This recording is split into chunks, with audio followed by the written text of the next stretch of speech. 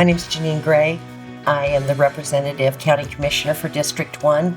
This is Hancock Rising.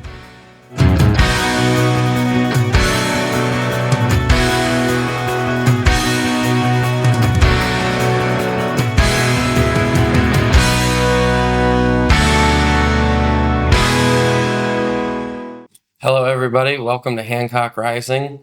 I'm your host, Elijah Lawler, and today I have Commissioner Jeannine Gray with me. If you want to go ahead and introduce yourself, Jeannine. Hi.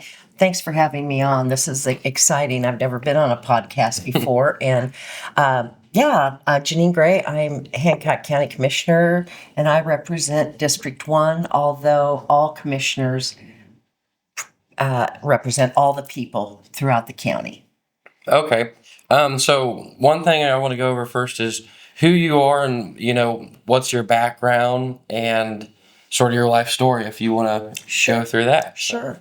I was born and raised in Nebraska. My family still lives there. And so I travel back and forth a lot. Part of my family are farm family. And so I really respect and enjoy the agricultural side of Nebraska. And it's different than it is here for the most part. And many, many years ago, decades, my dad was the executive director of I think it was the Agricultural Hall of Fame in Kansas City, Missouri. Oh, wow. That's been a long, long, long time ago. But I love going back. I love going back at planting season. I love going back at harvest and hanging out with the cows. Mm-hmm. So you come from a family of farmers. What did you guys all farm in Nebraska? Primarily, when they row cropped, it was milo, beans, and corn. But my brother and his son are the last two that are farming. They kind of got away from that. They're more into cattle, and they have a custom hay harvesting business, so that they really enjoy. That's awesome. It is awesome. If you've never smelled fresh, raked alfalfa, you haven't lived. So, with your sort of background that you have there, what and how long have you lived in Hancock County for? I moved to Indiana in 1989 to Fishers, and then I moved to Hancock County in 1995. And my life really began when I moved to Hancock County. And where exactly did you move here? From? Or what town did you move into? Wilkinson or? No, I moved into Fishers in 89, and then I moved into Shirley in 1996. We restored an old home there. Still live there today, raised our kids. So what, from your, background, what made you want to be a commissioner? What was the thing that made you want to do what you do now as a public servant? Okay. Well, my professional life has always been in healthcare. I was a longtime vice president of recruitment and development for a national respiratory therapy company. And then back in the early 2000s, I decided, you know what? I want to go in the funeral business. Okay. And I did. And I retired 2 years ago from Stillinger Family Funeral Home here in Greenfield. And although I miss it, the best thing I can tell you is those two types of careers will make you appreciate people and give you a caring heart.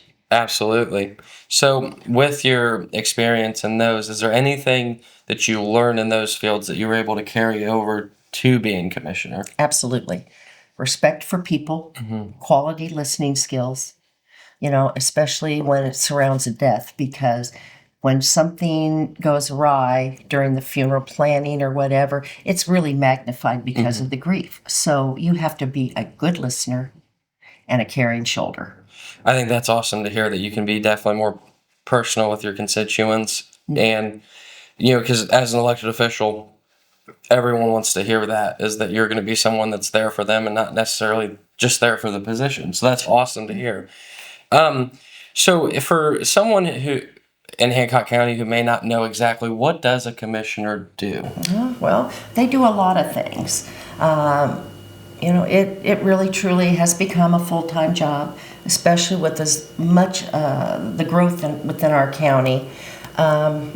We oversee the home rule. I mean, we are governing. We are the legislative and the executive branch of county government. Then we also, of course, have the fiscal branch, which would be the Hancock County Council, which is where I came from. Okay. I started serving, I think I served a term and a half prior to being elected as commissioner. Okay. So, or actually, actually, it was almost 2 terms because I was caucused in 2017 to cover for the previous commissioner in District 1 when he took that leap from council to commissioner. And so we maintain the county's buildings. We oversee building projects. We set policy.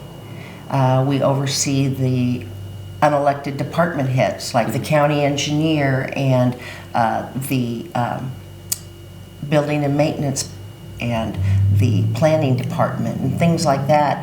And that requires a lot of energy and a lot of knowledge. Fortunately for the Board of Commissioners today, we have 3 commissioners with the same like-mindedness and the ability to communicate, and where customer service to our constituents is important. Absolutely. I think that's awesome to hear because from the way you just explained it, commissioner is a very important position at the county level. Yeah. We are actually the architects of our life here in Hancock County. Yes, so it's awesome that you were able to explain that. So for someone who doesn't know how that works, and that makes the next election important too, that someone wants to elect someone like you or someone like any of the commissioners that we have now because of everything that you guys do that can affect our lives as citizens. So as being a commissioner, do you like to hear from your constituents and, get to know them, and how could they, speak up more so you can hear them? How do they get in contact with you about certain stuff? Yes, I encourage our constituents to reach out because if they don't, I don't know what they're thinking. We can follow some Facebook pages and kind of know the algorithms of some of the organizations out there and what their feelings are. But honestly, a phone call and one-on-one or a little group setting, I'd go to any town hall meeting that or an HOA meeting or anything within the county where there was going to be a group of individuals and share my visions and my thoughts.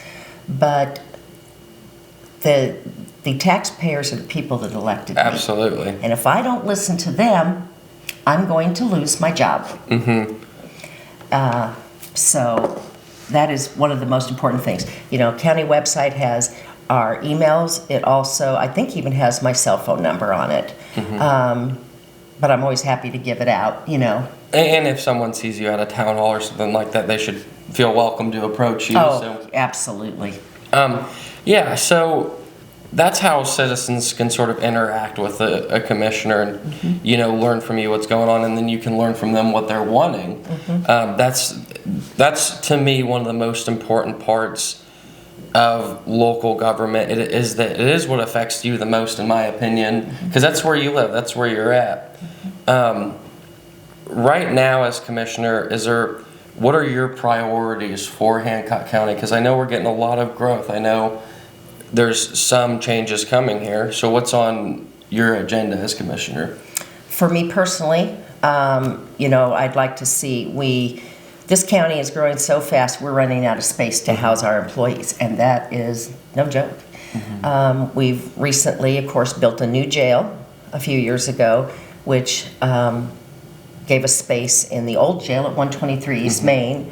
We took the prosecutor's office and moved that to the old community corrections. So we are just wrapping up the first phase of the construction projects for community corrections, probation in the old jail at 123 East Main, and the renovations of the community corrections building at 232 East Main to be a equitable site for our prosecutor. Okay. Other projects, we've got a lot of things. Our courthouse is an aging courthouse. Do we want to give it up? Absolutely not, never. But it's taking some work. This past year, we put $1 million worth of new tuck pointing in it, and this year we are going to have to spend $1 million or better just to replace the windows and the doors. And so, maintaining those buildings is very expensive. Plus, we're just flat out of room. And that's something as well as Commissioner that you guys oversee, is that keeping sort of the historic stuff we do have here a part of Hancock County, like the courthouse. I mean, that is a historic part for us that people who've lived here, maybe even generations into living here, like to see that stuff still standing. Oh, absolutely. So that's something that makes me glad to hear. So as a commissioner, on the growth of people coming, is that something that makes you, are you happy to see the growth coming, or is it something as a commissioner to where you're just more focused on how you guys are going to handle that? That was one of the reasons I ran for commissioner. And that was because the people that I represent in District 1, I don't think they had great representation. And primarily, that representation focused on the western borders of our counties. Now, does Hancock County need growth to be able to grow, survive, and be able to provide these services and amenities like public safety, fire, that whole gamut of things, parks and recreation? Yes, we have to have the tax base to be able to do that, and to keep up with it, we have to keep up with the growth, and we do need to expand in economic development here in Hancock County. But we can be very selective. You're probably well aware we just turned down a data center. It's not that we don't need data centers. We do. Every one of us, every time we pick up our phone or do online banking or get on Facebook, we are using a data center. And but the one that was proposed here just wasn't in the right area. Well, I think that that's great to hear, because it's not about turning down everything that comes here, but making sure that you're choosing what's going to be good for the county. And if something's not good for the county, then it doesn't need to come here. But you don't want to close down to everything that is coming. No, so. Hancock County is certainly open for business.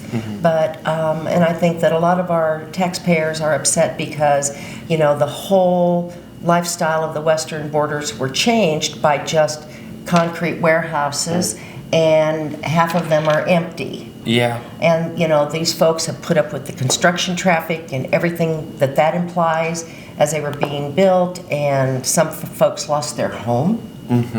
And, those are the things that you have to have in the back of your mind at all times. Governing is not easy. For every pat on the back you might get from a taxpayer, 3 are probably going to kick you in the shin. Yeah. So, being true to your word, doing what you said you were going to do, and be responsible in our growth are, 3 really important things. And I think I'd just like to point out that it's great, like, so you coming onto the show to talk about this. That's something I want to highlight for anybody in local government that will come and talk to the people on camera. Is transparency is so important, and that's awesome to for you just to be here to talk directly to people and explain to them how everything's working, what's going on, and who you are. If some don't, I'm sure 99% of people in Hancock County know who you are, but that 1% might not, and that's a good thing. It's a good thing that they're getting to know you now. But on the growing of Hancock County, one thing that I've noticed, and I pointed this out in the first introduction episode that I did, was like the traffic. I feel like that we're getting so much more traffic on the road now, even coming to the office every morning. When I first started driving when I was 16, I never had to wait in traffic when I was in Hancock County, but now I get stuck in traffic from time to time. So is that something too you guys are in charge and a part of sort of correcting or helping out with? Yeah, Hancock County is very lucky. We have one of the best county highway engineers, probably the best Hancock County engineer in the state of Indiana. Okay. 70% of our roads are built and maintained through grants at no expense to our taxpayers. That speaks volumes to me. He can write a grant, he can go out and get it, and he can use it successfully to keep our roads. Where I grew up, the minute you left the city limits, you're driving gravel, and it's still that way today. So when I moved out here, it's like, whoa, look, the county roads are paved. Now granted, they're not always in the best shape, but they do everything they can to keep up on them. And always, of course, if a constituent sees something on a county road that may be dangerous, or a pothole or an intersection, they need to call our county highway and report that. Absolutely. So is there anything that you would like to talk about on here that you think is something important to you, or that the people of Hancock County should know, a message you want to get out there right now? Well, the biggest message is get involved. And in 2009, the graduating class 2009 to 2010, I was a graduate of the Lugar Series, the Richard E. Lugar Series, Service and Public Excellence for Women. And that was a year-long course where we learned about absolutely everything government. So that is where I got my start. And I knew that I wanted to, first thing I became was a precinct committeeman. And that I was a state delegate and a precinct committeeman. But you have to be engaged. I know our meetings are held during the day, which is tough for people to come and attend in person. If there is a 5th Tuesday in the month, we try desperately to have an evening meeting along with county council so that we can be maybe more be more accessible to folks that have to work all day. Now we're online. You can be sitting at your desk working on a project and watching a commissioner's meeting. Yeah. And never be afraid to question. I mean, some of the things that have been really important that I think I should point out over the last couple of years. My last year in council, and then this year as commissioner. We're not approving new buildings. We gotta figure out what we got going on right now, because that wasn't done under our administration. And we haven't done a tax abatement in 2 years. And kudos to our county council. They turned down a $440 million tax abatement, I believe it was, to Walmart. Okay. And that was, I think I saw something about that. That was maybe a little while back, but I do remember. Yeah, in the distant, in the recent past. So some other projects that we really need to work on, and we're blessed. We have lots of county property out east where we built our new jail. We have a committee of elected officials, including the sheriff, and we talk about different things that we can do with our county property. When you consider that maybe the probation department is, some people are working, their offices are actually closets, we have to do something. The courts are getting too small. And so we are just in the conversation phase of talking about a criminal justice center at where the jail is. Okay. On our own county property. The previous jail. No, the new jail. Okay, the new jail. Yeah, okay. Because we already own the property. Okay. And so that's something, where maybe the courts and the prosecutor eventually, public defender's office, it would really make a nice complex for them. and keep it all, transporting prisoners back and forth to court would be, so much easier, and they wouldn't have to drive them. But just all in all, it would lighten the load on our buildings and give us more office space. So one more thing that I wanted to ask you was, what keeps you motivated to keep doing this role? What sort of gives you that fire to continue along? Well, you don't do it for the money, because the hours you put in, you're about making $3.50 an hour. By the time it's all said and done at the end of every month. But it's being able to connect with my community, have a voice in how it grows, and being able to meet the constituents and give them a hearty listen when they have something that's bothering them. Absolutely. Well, I think that about wraps it up. Everyone, thank you for tuning in. It was awesome to hear from our amazing commissioner, Jeannine Gray.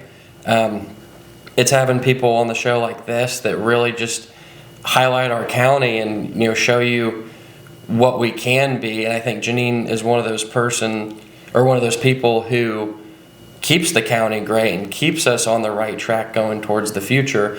And with the growth coming, it's important we have people like her who are going to steer us in the right direction and, not maybe make it worse for whenever, your kids or the next generation come along. So it's awesome to hear from people like this. I hope you guys tune into the next episode. We'll announce the guest soon on that. Thank you, everybody. Goodbye. Thanks for having me.